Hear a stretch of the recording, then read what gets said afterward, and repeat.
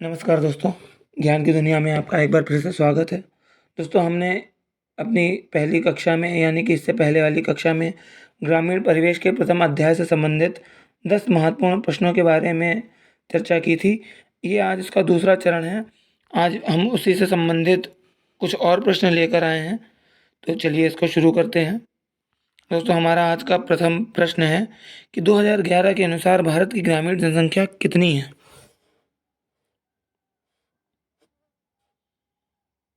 तो दोस्तों, उसका सही उत्तर है 83.37।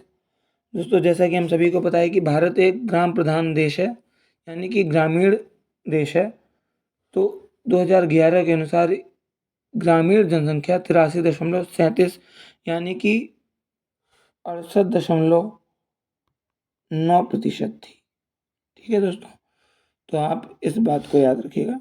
चलिए अगले प्रश्न की तरफ बढ़ते हैं। दोस्तों, हमारा आज का दूसरा प्रश्न है कि भारत में न्यूनतम जनसंख्या वाला राज्य कौन सा है? तो इसका सही उत्तर है दोस्तों सिक्किम। जनसंख्या की गणना में सिक्किम भारत का दूसरा राज्य है न्यूनतम दृष्टि में। और मैं न्यूनतम में आपको 4 राज्य बताना चाहता हूँ कि जिस तरह पहला सिक्किम है, दूसरा इसमें आता है मिज़ोरम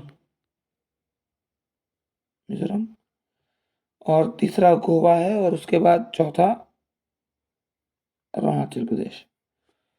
तो आप इस क्रम को याद रख सकते हैं। चलिए अपना तीसरा प्रश्न देखते हैं। हमारा आज का तीसरा प्रश्न है कि भारत में गाँव की संख्या कितनी है? देखिए, इसका सही उत्तर है दोस्तों 6,40,930। ठीक है दोस्तों, ये बहुत ही महत्वपूर्ण क्वेश्चन है, इसको ज़रूर याद रखिएगा। चलिए अगले प्रश्न की तरफ आते हैं। हमारा अगला प्रश्न है कि 20 सूत्री कार्यक्रम कब दिए गए थे? बताइए दोस्तों। तो देखिए, इसका सही उत्तर है 1975।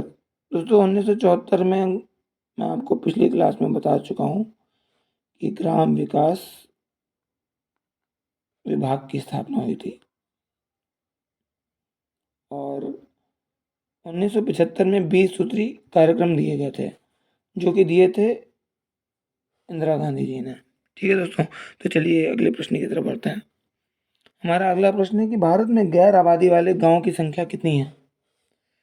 ये काफ़ी अच्छा क्वेश्चन है। तो चलिए समय वेस्ट ना करते हुए मैं आपको बताता हूँ इसका सही उत्तर क्या है। इसका सही उत्तर है 43,466।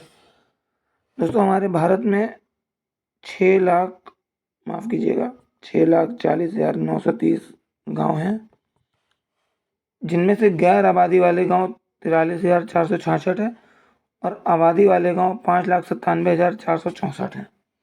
ठीक है दोस्तों, और ये जो संख्या दी गई है, ये यूपी में गाँव की संख्या है 97,941। चलिए अगले प्रश्न की तरफ बढ़ते हैं। दोस्तों, हमारा अगला प्रश्न है भारत गाँव में निवास करता है, ये कथन किसका है? दोस्तों, इसका सही उत्तर है महात्मा गांधी जी का। भारत गाँव में निवास करता है, ये गांधी जी ने कहा था। किसी भी देश की स्थिति वहाँ की महिलाओं की स्थिति को देखकर लगाई जा सकती है, ये कथन जवाहरलाल नेहरू का है। ठीक है दोस्तों, तो चलिए अपने अगले प्रश्न की तरफ बढ़ते हैं। तो दोस्तों, हमारा अगला प्रश्न है कि यूपी में ग्राम पंचायतों की संख्या कितनी है? दोस्तों, इसका सही उत्तर है 59,002 और भारत में ग्राम पंचायतों की संख्या 2,40,202। 97,941 यूपी के गांव, 6,40,930 भारत के गांव। दोस्तों, मैं ये आपको बार बार इसलिए बता रहा हूँ कि ताकि आपको कंठस्थ यानी कि याद हो जाए। चलिए अगले प्रश्न की तरफ बढ़ते हैं। राजस्व इकट्ठा करने की भौगोलिक इकाई को क्या कहते हैं? तो दोस्तों, मैं आपको बताता हूँ कि राजस्व इकट्ठा करने की सबसे न्यूनतम इकाई या सबसे छोटी इकाई या भौगोलिक इकाई को कहते हैं तहसील। और उच्च स्तर पर राजस्व कौन इकट्ठा करता है? तो वो होता है डीएम। ठीक है दोस्तों, चलिए अगले क्वेश्चन की तरफ बढ़ते हैं। हमारा अगला प्रश्न है कि 20 सूत्री कार्यक्रम को लागू कब किया गया था? दोस्तों, अभी से पहले प्रश्न पूछा गया था कि 20 सूत्री कार्यक्रम को दिया किसने था और कब दिया था? तो इंदिरा गांधी जी ने दिया था 1975 में, माफ़ कीजिएगा 1975 में। और ये 20 सूत्री कार्यक्रम को लागू कब किया गया था? तो इसका सही उत्तर है 1 अप्रैल 2007। ठीक है दोस्तों, याद रखिएगा। चलिए आगे बढ़ते हैं।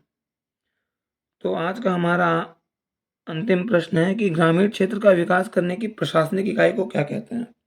दोस्तों ये बहुत ही महत्वपूर्ण प्रश्न है और कई बार ये पूछा जा चुका है। तो मैं आपको बताता हूँ कि ग्रामीण क्षेत्र का विकास करने वाली प्रशासनिक इकाई को कहते हैं ब्लॉक।